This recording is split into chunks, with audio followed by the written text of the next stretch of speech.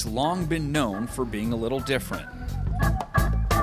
It's eclectic neighborhood full of all different types of people. Free-spirited, artistic, creative. I think this has always been a very eclectic place. And while eclectic may be the term that comes to mind most often for the people who live in the Whitaker neighborhood, it's not necessarily how the rest of Eugene sees it. Felony Flats, oh, you live in the Whitaker? Oh, yeah. You know, they called this the ghetto. We're full of drug dealers, drunks, alcoholics, and we're gonna key your cars and your Beamers when they come on down to the Whitaker. But regardless of what you think of it, none of the descriptions that apply today would have fit when the neighborhood first began taking shape. A lot of history of Eugene. This was the first neighborhood of Eugene. This particular area has got one heck of a history. But I know it's like the oldest neighborhood. Whitaker's roots traced back to 1847.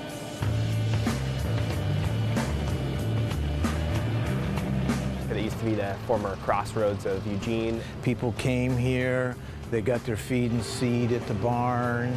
They, had a little booze over here, and a little snack over there. It was where all the farmers came. Those farmers moving their crops north via Blair Boulevard, which back then served as the main stagecoach road for travelers making their way from Eugene to Corvallis and Portland.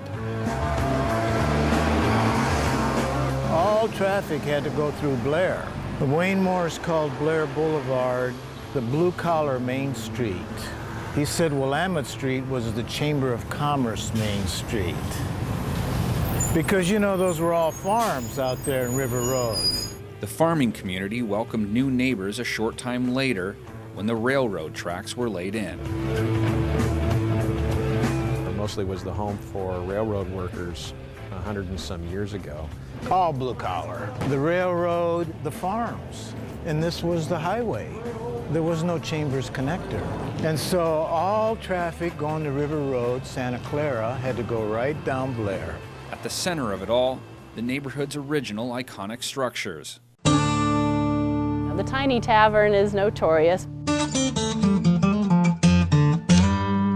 We know people who say that their grandparents came to the Tiny Tavern, so it's an institution.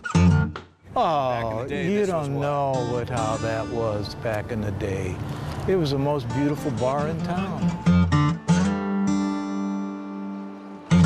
It was a neighborhood nucleus. People all came there. It was the Queen. The Tiny Tavern, built in 1895, was the original centerpiece of the neighborhood, though the building bearing its name today is now the home of Papa's Soul Food. It was a speakeasy before Prohibition. It was called Tiny's Tea House. Tea. After Prohibition, Lucille and Tiny moved over here. They bought it from the farmers, and they made the Tiny Tavern. Not Tiny's Tavern, the Tiny Tavern. The tavern wasn't alone, though. Just across the street, another would-be landmark went up. Red Barnum was built in 1913 as a blacksmith shop. The final leg of the neighborhood triangle, Sam Bond's Garage, was built 5 years later. That's how it looked. Now it's a bar. Sam was a great guy. He was a crackerjack mechanic, is what he was called in those days. I think he was there for about 40 years. Everybody in town knew Sam. The neighborhood grew, but the rest of the city did too, prompting the construction of new roads and highways, one of which would have a lasting impact on how the neighborhood was physically defined. The freeway changed all the definition of the borders. It cut our neighborhood basically in half.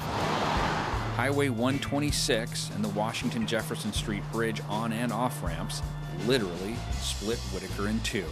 It seemed like that kind of divided the Whitaker in the first place in the 60s when they put that in there, because you can see other houses on the other side that look like, kind of funky communal houses and stuff like that. And then at some point, as we were wrestling with how to grow and how to deal with traffic and travel and moving people around, at some point they made the decision to have the freeway kind of come into this neighborhood, which is what gave birth to the that division in the community, which is still a challenge. The Whitaker neighborhood would never be the same again. Another decade passed, and even the people who lived there started going through a transformation. It was really part of the political heart of Eugene in the 70s, and a lot of the big movements that happened in this community, from peace, environment, and so forth, came sort of a connection between the Whitaker probably and the university. Farmers and railroad workers were no longer the norm. Further changes to other parts of the city would continue contributing to the neighborhood's makeover. They closed off Willamette Street. They put a stone fountain in there, which they later closed down the fountain. And they removed all the alternative counterculture people from downtown, and they got dispersed.